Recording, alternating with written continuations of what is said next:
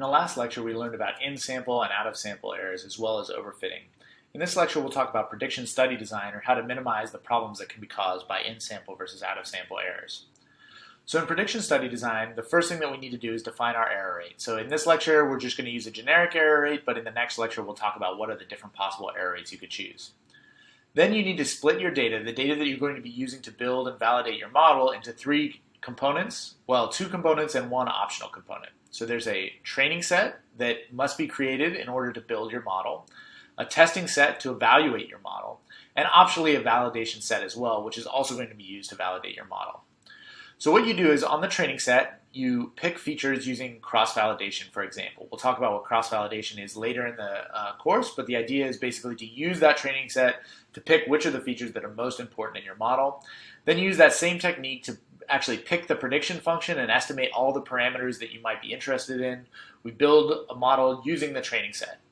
If there's no validation set, then we apply the best model that we have to our test set exactly one time. And so why do we only apply it one time? If we apply multiple models to our testing set, and pick the best one, then we're using the test set in some sense to train the model. In other words, we're still getting an optimistic view of what the data error would be on a completely new data set. So you should apply the prediction model to the test set exactly one time. If there's a validation set and a test set, then you might apply your best prediction models all to your test set and refine them a little bit. So what you might find is that some features don't work so well when you're doing out-of-sample prediction, and you might refine and adjust your model a little bit. But now, again, like I said, your test set error is going to be a little bit optimistic error for what your actual out-of-sample error would be. And so what we do is we, again, apply our model to exactly one time to the validation set, only the best one, to get our prediction. So in other words, the idea is that there's one data set that's held out from the very start that you only apply exactly one model to, and you never do any training or tuning or testing to, and that will give you a good estimate of your out-of-sample error rates. So an important point to keep in mind when you're doing this is to know what the benchmarks are. So this is an example of a leaderboard from a Kaggle competition, and so they often give you benchmarks, marked in gray here on this plot, that shows what happens if you say, make all the values equal to 0. And it's a good idea to know what the prediction benchmarks are, because sometimes if your prediction algorithm is performing way better than it should be or way worse than it should be, the benchmarks will give you some idea of what you should be doing wrong, and they'll tell you if your prediction algorithm is kind of going astray. So this is the study design that was used in the Netflix Prize. So they had 100 million user item pairs, in other words, movies that people had given their preference on. They split that into a training data set, which they were going to give to users that were going to build models for prediction. Then they held out a bunch of ratings that were not going to be shown at all to the people that are building the models.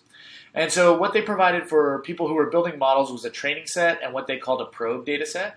So you would train your model on the training data set, and then you would apply it to the probe data set to get some idea of what the out-of-sample error would be before submitting it to Netflix. Then what Netflix would do is they would take your predictions and they would apply it only to a quiz set. So this quiz set you didn't get to actually see and you couldn't build your model on, but it would give you some better idea of how well your model would perform out of sample. But in general, people could submit multiple submissions to this quiz set, and so they might actually tune their models a little bit and get a little bit better performance on the quiz set. And so what they did ultimately was, for the final valuation of all the different teams, they applied the model just one time to this test set that was held out to the very end of the competition. And so at the very end of the competition, they got an unbiased estimate of how well this model would work on a completely new set of data that the participants in the competition never had a look at.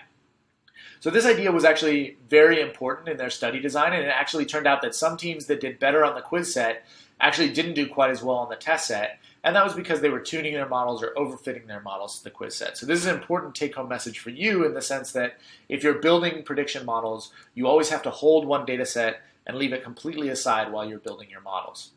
This is now used by professionals. So Kaggle is a company that actually runs lots of competitions for prediction competitions on a whole bunch of different data sets provided by companies. And they always do a similar model in the sense that they always have a leaderboard that consists of the predictions that people have submitted for a validation data set that they have, but it's not necessarily the data set that they'll use to evaluate the methods at the very end.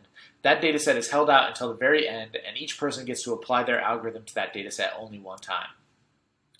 Something to keep in mind is that when you're splitting your data sets up into training, testing, and validation sets, they can get a little bit small, but you need to avoid small sample sizes, particularly if you're dealing with the test set size.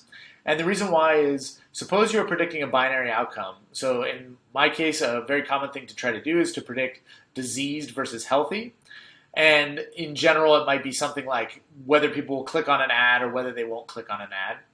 Then one classifier is just flipping a coin. You could always just flip a coin and say they'll be diseased if the coin is heads and not diseased if the coin comes up tails.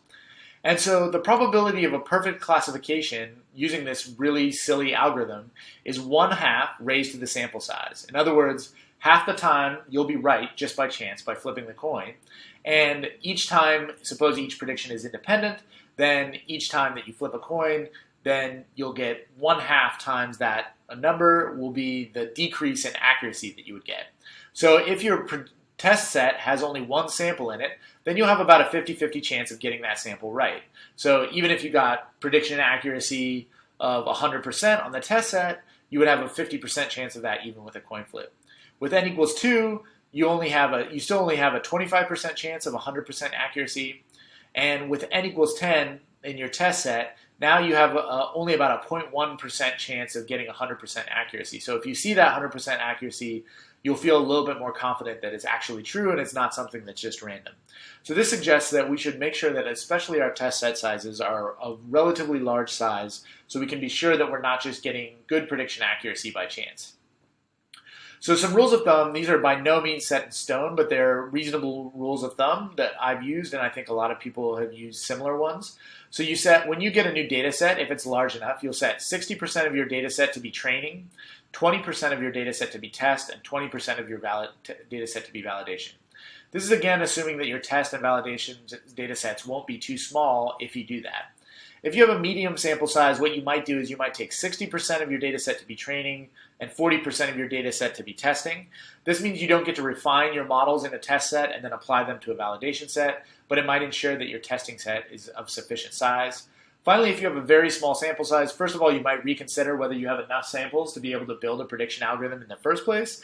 But suppose you're dead set on building a prediction or machine learning algorithm, then the idea might be to do cross-validation and report the caveat of the small sample size and the fact that you never got to predict this in an out-of-sample or a testing data set. So some principles to remember are the test set or the validation set should be set aside and never looked at when building your model. In other words, you need to have one data set which you apply only one model to only one time, and that data set should be completely independent of anything you use to build the prediction model. In general, you want to randomly sample the training and test set, and random might depend on the type of sampling that you want to do. So for example, if you have time course data, in other words, you have data collected over time, you might want to build your training set in chunks of time, but again, random chunks of time, and build them on random predictions. Your data set must reflect the structure of the problem. In other words, if you want to sample any data set that might have sources of dependence over time or across space, you need to sample your data in chunks. This is called backtesting in finance, and it's basically the idea that you want to be able to use chunks of data in the time that consist of observations over time. All subsets should reflect as much diversity as possible. If you do random assignment, it does this. You might also try balancing by features. This can be a little bit tricky, but it often is a useful idea.